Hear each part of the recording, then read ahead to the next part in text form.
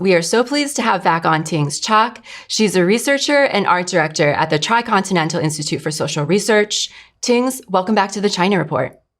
Thanks so much for having me, Amanda. It's great to be here. Well, it's always a pleasure to have you on. I guess I want to get started with talking about the military parade itself. You know, clips of it were all over my social media. It went mega viral. Even a lot of my friends who don't follow China so much, they were talking to me about like how impressed they were just with the tremendous show of strength and the tremendous level of precision and discipline and unity. So I guess I'm curious, what were your overall impressions of the parade, first of all? And second of all, what do you think was the parade's message? What was Beijing trying to send? What message was Beijing trying to send to the world with this parade? Sure. I mean, I think it was definitely one of the parades of the century for so many levels. I mean, when you're asking me about what were some of the messages are actually written in Chinese, but I'm thinking about those helicopters that flew over Tiananmen Square with these banners that were written, justice prevails, peace prevails, and the people prevail. And then that was followed with, this massive display, as you mentioned, of over 10,000 military personnel marching, men, women, in unison, as long as a display of some of, the first time that China's displayed some of its, for example, its nuclear arsenal, especially what's been called as the triad of nuclear deterrence, land, air, sea launched missiles, hypersonic anti-ship missiles. We know that the US has not yet developed. But of course, Western media likes to frame this as sort of a muscle flexing, display. China is trying to show what it has in its arsenal. But I guess the question is, what is the message? To what ends is a military display of such to celebrate 80 years since the world anti-fascist victory? It's for China. I think we have to understand that China is displaying its process of building a modern army, the People's Liberation Army, compared to 80 years ago when we were fighting fascism and Japanese occupation that lasted 14 years in our country. That was a time when it was a very, very humble, poorly trained, poorly equipped, low technological army. And today it's basically showing that the PLA is a force to be reckoned with, a force that is capable of defending national sovereignty, and that China is not or no longer a country that can be bullied into submission like it might have been during the so-called century of humiliation. And it's important to note that showing this kind of military might, China is a country that hasn't fought a war in nearly 50 years and hasn't been engaged in, military occupations, the starting of war, the kind of regime change exercises that we see Western countries very much like to engage with. So this show of strength is really a show of national sovereignty, of national defense, of showing that this is a country that in this sort of new Cold War climate, really imposed by the US and its allies against China, China will defend itself if it needs to. And I think another important message that comes out of this is this, constant referring to national rejuvenation. And this process, when we talk about national rejuvenation, it's not talking about sort of restoring to a kind of imperial past glory or something like that. It's about the long process of undoing and restoring all the harms that had been done during this process of, encounter with imperialism, with colonial forces, that century of humiliation. China is still in the process of reunifying its territory to build a strong country that is able to meet the needs, the material needs of its people, but also defend its interests when it's suffering aggressions, to not repeat the kinds of atrocities and the suffering that we saw 80 years ago during the Japanese occupation. And I think another message that was really strong is that when in celebrating both the Chinese people's victory against Japanese aggression, it was also framed in a very internationalist sense. It's framed as China's contribution, not only as a national victory, but as a contribution to the salvation of really human civilization. China played an incredible role in the World Anti-Fascist War. I'm sure we'll talk a bit more about that. And we know that there's a constant struggle, battle of ideas over this historical memory. And this parade was an assertion of that historical memory, as well as the national strength framed in an international framework. No, it very much is a battle for national memory, for international memory, and the contributions that China made that are often overlooked. Our popular understanding of World War II is that it was a war that was largely fought by and within Europe. And we often overlook the 27 million Soviets who sacrificed themselves against the Nazis, the 20 to 30 million Chinese people lost to the Japanese. And, in the States, we learned that World War II started in 1939 when Germany invaded Poland. And that itself is a very Eurocentric understanding of the war, right? For China, the war was brought to them when Japan invaded the Northeast in 1931. This was known as the September 18th incident, and this event had reverberations across the world. In many ways, it encouraged other fascist leaders to follow suit as well, right? Mussolini was inspired by this act of Japanese aggression to invade Ethiopia. Hitler often cited this event in internal discussions as evidence of Western weakness, and he used it to pursue his own aggression across Europe. So I know that the Tricontinental is planning a webinar for the anniversary of September 18th. Can you talk a little bit about this historical event and its significance for people in Asia and the global South? And, what is lost when this event is overlooked in our historical memory?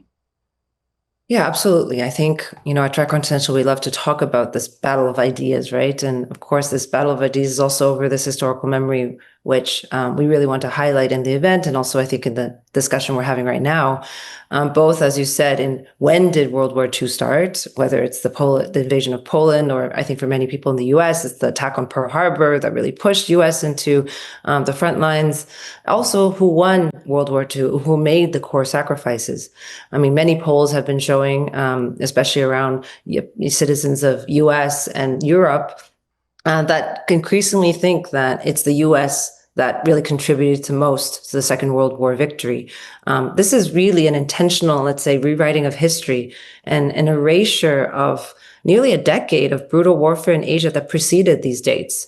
And so I think September, this month, highlights a few important dates. We just talked about the parade that was September 3rd, celebrated right after Japan surrendered on the 2nd of September to officially end the World Anti-Fascist War. And we also have the September 18th, which you mentioned, or the 9/18 incident, when the Japanese imperial forces launched a false flag attack near today's Shenyang and triggered a wide war of aggression across Asia, reaching Korea, Vietnam, Cambodia, Laos, Thailand, Malaysia, Philippines, what was called the Dutch East Indies at that point, where today's Indonesia, Singapore, you name it. Lots of parts of East, Southeast, and even South Asia were really impacted by Imperial Japan's sort of fascist ambitions on the continent. And it was only in 1937 where Japan launched its full-scale invasion of China. But in China, we call this the 14-year of the War of Resistance against Japanese aggression, way longer than sort of the 1939 to 1945 European version of that history. And I think it's important that to understand that in this period when Japan begins to attack China, all these Western liberal democracies in Europe were not allied to support the anti-fascist struggle. They were, in fact, willing economic partners to Imperial Japan. The Japanese armies were coming around China to try to carve up China. The European powers are obviously interested for their own scramble for China, and they're committing huge atrocities like the massacre in Nanjing, etc. Meanwhile, the Western capital continued to flow. The US, for example, supplied 80% of Japan's petroleum and 90% of its scrap metal, like literally fueling the Japanese war machine. I mean, things that we can, identify with today when we think about the genocide in Gaza. And so I think it's important. There's many elements of restoring this history, not only the complicity of many of these Western states as an early part of World War II history, but also claiming the other front lines of battle where tens of millions of people resisted and struggled and died in the victory against fascism. This is completely erased from this Western monopolized narrative that systematically erased contributions of, socialist countries like the Soviet Union and the socialist-led forces, the communist forces in China that was really the spearhead of the resistance, even though the People's Republic of China had not yet been formed. So for the event we're going to organize, it's going to be on September 17th, on the eve of this 18th of September event. It's called Remembering the Origins of War, Fascism, and Resistance in Asia. We're going to revisit some of these overlooked origins of the Second World War for Asia and for Global South. And we're going to bring in some scholars and activists from China, from India, the Philippines, and South Korea to be able to recover this sort of Asian perspective of the Second World War history. And I just want to mark another thing because I don't know when this show will air, but while we're talking, it's September 9th, which is, of course, the anniversary of the death of Mao Zedong 49 years ago. Maybe next year, when it's the 50th anniversary, I can come back on the show and we can do one dedicated to him. I think in this period, it's also important to note that, there are huge amounts of, theoretical and practical advances that were made from the communist movement to understand what Japanese fascism was, what was the international fight against fascism, and how did that link to the national liberation struggles, things from how we understand the principal contradiction to writing about the protracted war. So I think in that way, a lot of those contributions from Mao Zedong's thinking also contributed to the communist struggle, which led and fought against the vast majority of Japanese forces in the duration of those 14 years of aggression, and really held back and without giving up at any moment. I mean, it's really defensor not only of China, but of Asia and for the world, humanity that was fighting against fascism. So a few minutes ago, you mentioned Nanjing, and that in itself is another site of struggle for this historical memory. I want you to talk about this significant event, this Nanjing massacre. This was a genocide perpetrated by Imperial Japan that often gets overlooked, right? This massacre, the Japanese perpetrated this kind of brutality that disgusted even some Nazi leaders. And we remember the Holocaust as this singular exceptional event. We remember it as this genocide that defined World War II, but Nanjing doesn't get a fraction of commemoration here. So can you talk a little bit about the Nanjing massacre and China's efforts in the decades since to keep this memory alive and to honor its victims? Yeah, absolutely. I had a chance to visit Nanjing, where there's a really impressive memorial museum. If anyone ever gets to go to China, I highly recommend it. It's something that you can't be missed. But it's hard to overemphasize the significance of the genocide in Nanjing. It's probably one of the most bloody incidents of all of World War II history. Just to let your viewers know, it was in December 13th, 1937, and it lasted 6 weeks. And basically, the Imperial Japanese Army unleashed a campaign of terror. In 6 weeks, they killed an estimated 300,000 unarmed soldiers and civilians. They were actually asked to surrender their arms. They surrendered their arms, and the massacre continued. And it's not only just numbers, it was the shocking brutality and the violence and the cruelty. They followed what's called the infamous 3 alls. Kill all, burn all, loot all. And we saw, mass executions by machine gun. There were beheading contests, live burials. The Japanese Imperial Army was notorious for its treatment of Chinese political prisoners of war or prisoners of war, killing nearly 100% of all prisoners of war.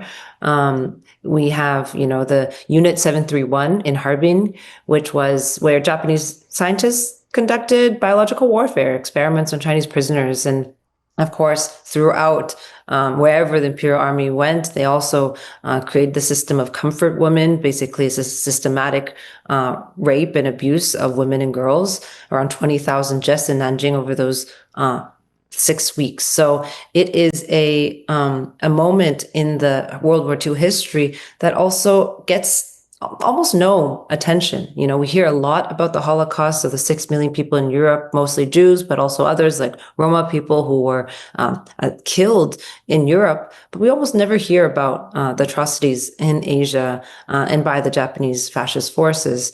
In fact, Tricontinental recently published an article, we're in the process of translating in different languages, to really deep dive into this history, the true costs of World War II, and really, you know, really synthesizing some of these points you raised already about the Soviet Union, because really the war was won by largely the socialist powers led by the Soviet Union, but also the communist forces within China, representing over 60% of the total war deaths. It's not in Europe. It's definitely not by the US that comes in the last moment.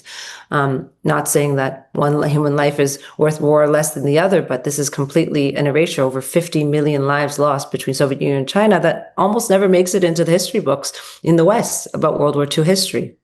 And it's also looking at, you know, correcting the historical view that, you know, World War II began in 1939 in Europe and not almost a decade earlier on the Asian front. But in addition to highlighting, I think, the Soviet and Chinese contributions, it's the millions of lives of people across the colonies, especially in Asia, that had died contributing to the resistance against fascism, but also as a product of a kind of, you know, the being colonized, the kinds of famines that happened. I'm thinking about the Bengal famine that happened during this period under British occupation. We had basically this continuous extraction of wealth from these colonies as they were also participating on these war efforts. So there's a whole third world history in the struggle against the fascism that we need to also recover, recuperate, and continue to tell, because it's also about, you know, defending this history for our future. Yeah, I want to go back to the military parade for a second, and the mainstream media coverage around that. There was definitely a lot of coverage around like the show of military strength, the weapons, but also a lot of coverage around who attended. Kim Jong-un, Putin. But equally newsworthy, I think, that received little attention was who was absent. Trump, of course, but also EU leaders who, at the request of Japan, did not attend. And when China held the 70th anniversary of the commemoration in 2015, no Western leaders attended either. And Shinzo Abe stated that generations born after World War II must not become, what he said, predestined to apologize. So this just goes to show that there's still this contestation over the historical memory of World War II, that Japan never fully acknowledged the atrocities it committed, and that these commemorations are so necessary in honoring the Chinese who lost their lives in order to, who lost their lives in the battle against global fascism. Meanwhile, the narrative over who the victors are completely monopolized by the West and by Japan. I think this is an important question. I think we have to understand that this is not one head of state or another. It is part of a geopolitical strategy that really was established after the end of the World War II. So when we look at the refusal of these Western leaders to commemorate this victory over fascism alongside, for example, China and Russia, not attend these kinds of events, have their own version of histories, or their failure, as we talked about already, to recognize China's contributions to this global anti-fascist struggle and the suppression of Japanese war crimes is part of a geopolitical strategy, particularly in reinforcing the geopolitical divisions that were established in 1959 when a really important Treaty of San Francisco was signed, which formally ended the Allied occupation of Japan, but really was foundationally a beginning of the Cold War strategy in Asia.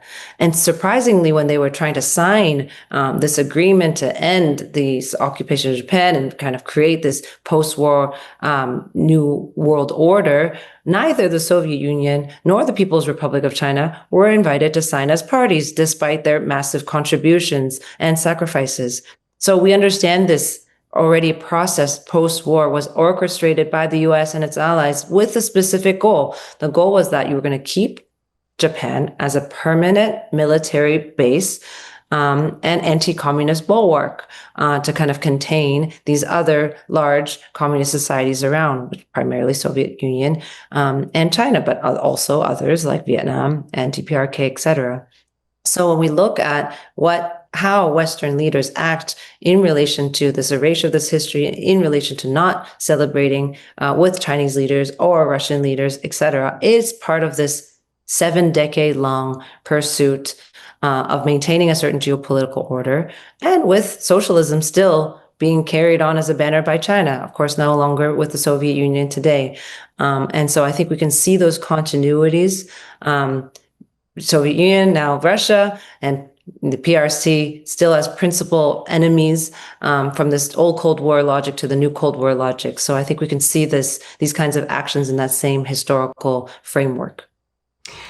One person from Japan did attend. It was former Japanese Prime Minister Yukio Hatoyama. And he actually gave a really moving interview that CGTN aired. And I want to play this and get your thoughts on it.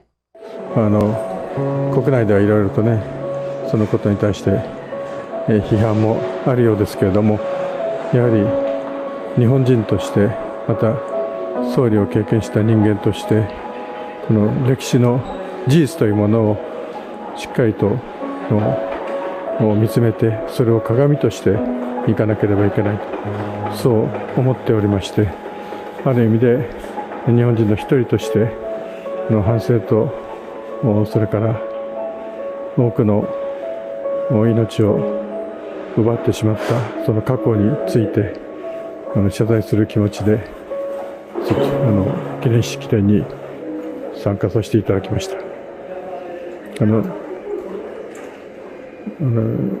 やはり私は出席をさせていただいてよかったなと、そう思っております。私は習近平主席がこの日本人に対してこの過去の行為は、これは日本の軍国主義の侵略者によって行われたもので、それを打ち負かしたんだという話をされて、この軍国主義者とですね、それから一般の日本人と区別してお話をしてくださった。悪かったのは軍国主義者の人たちなんだと。で、一般の日本人は決して悪くはなかったんだという意味のことをおっしゃった。むしろそのような言い方をしてくださったことにありがたさを感じましたね。Well, former prime minister, so definitely not representative of the Japanese government here, but, it was a very moving interview. And, I just think like, what would it mean for Chinese people, for Japan to formally recognize the atrocities that it committed and like formally apologize? They've been waiting for so long, Yeah, I think the participation of this former Japanese Prime Minister Hatoyama was really significant. And I think one thing he mentioned that's important to highlight, it's not a question about the Japanese people or the friendship or solidarity between Japanese and Chinese people, but really around a fascist militaristic regime that Imperial Japan represented. And I want to also highlight that there has always been a history of solidarity amongst Japanese and Chinese people before, during, and even after the war. We have many stories of during the war where there's, Japanese communists specifically, but writers, artists, war defectors that oppose their country's military aggression and align themselves with the Chinese resistance. And there were also others in an early period that were pivotal to building the communist movement in China, especially in places like Shanghai. So I think it's important to highlight that. And his words were, I think, also tried to bring that to the fore as well. But we also have to be vigilant to resist the sort of right-wing historical revisionism represented by other Japanese political elites. You mentioned Shinzo Abe, the former prime minister, earlier, and what he said in the 70th anniversary, which was very, very strong comment. He represents a much more conservative sort of revisionism line, let's say, and he's associated with these controversial visits, like other Japanese political elites, to this Yasukuni shrine, a very infamous shrine of many different political leaders, where they go and pay their respects after being inaugurated as prime ministers, where they also have Class A, proven Class A war criminals that are honored in that shrine. And every year this happens, it creates quite a stir between the two countries. It's very upsetting, especially for the Chinese people.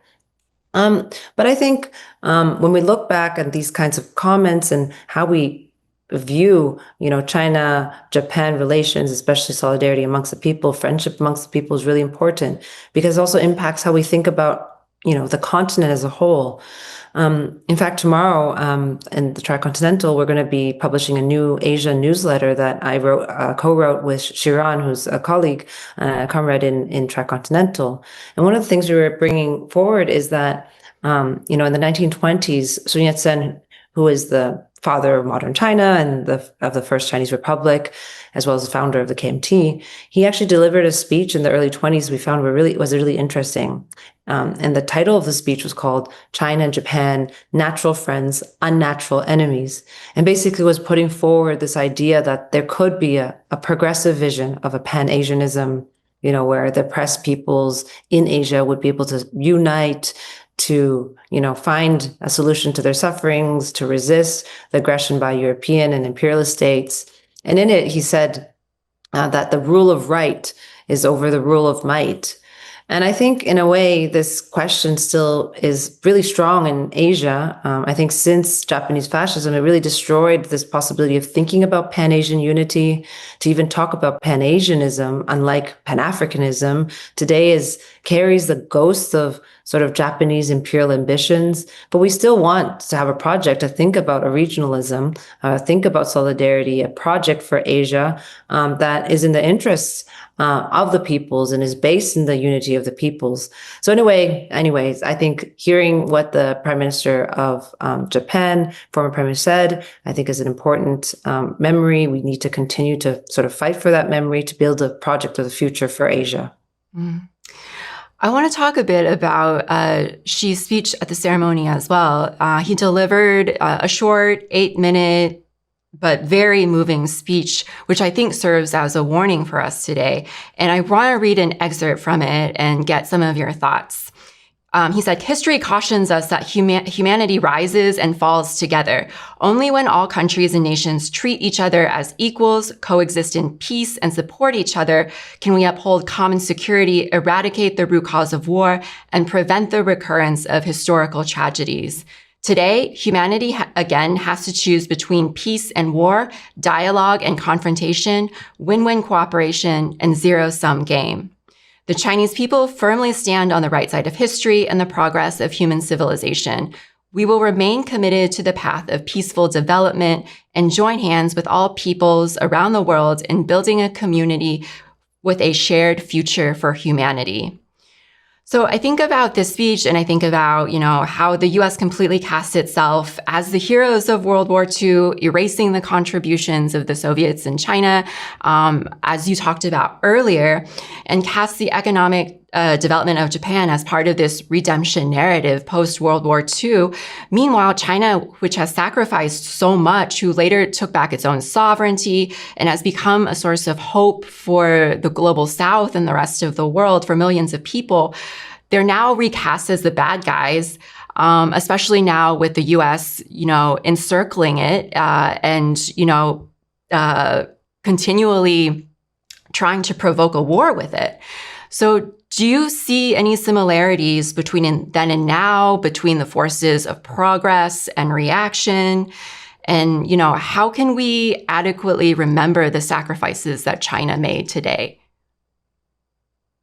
I think there's many things we could say that were captured in that speech and also in this particular conjuncture, I think we are seeing a moment where the world order, the unipolar world order that was created after the collapse of the Soviet Union, and even the world order that was created after the World War II, really with US emerging as a superpower, as European states had to recover from the devastation of World War II, that world is changing. It's on its dying legs.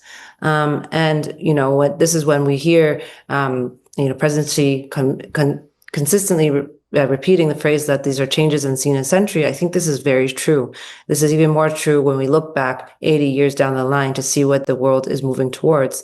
And as this old world order is waning, it's going to be increasingly violent. We see an increased turn to militarization, military occupation, military aggressions as a response to sort of compensate for its lost political space, political sort of morale, its economic capacities, and increasingly militarism is a response to sort of recuperate or maintain a certain hegemony. So when we talk about the banner of peace, it's not empty words.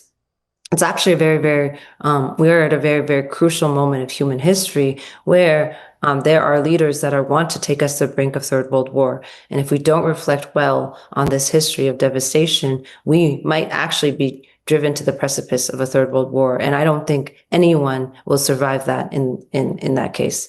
I think one of the things that I also really enjoyed from Xi's speech, he said something that actually harkens back to that Sun Yat-sen vision of the world around rule over right and rule of might. He said something, Xi said, might may rule the moment, but right prevails forever. Justice, light, progress will inevitably triumph over evil, darkness, and regression.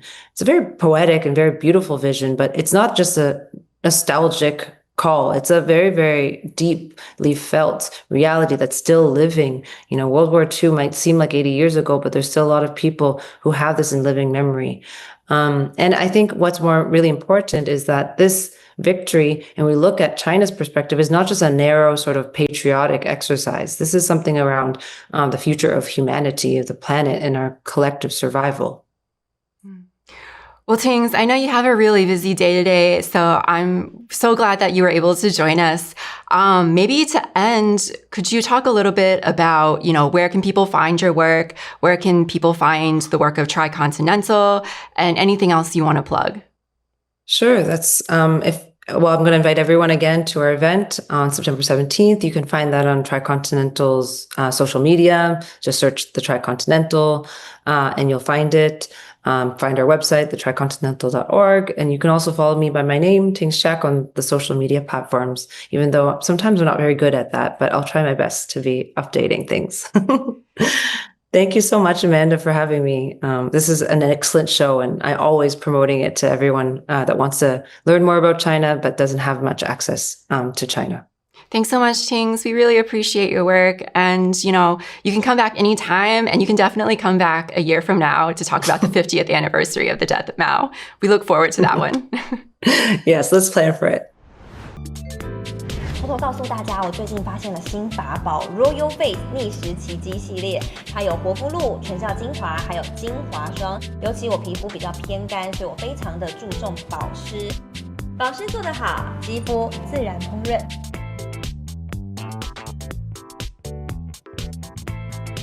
提亮肤色更年轻，抚平皱纹超有感，而且气色变好。用心保养，每天都更美一点。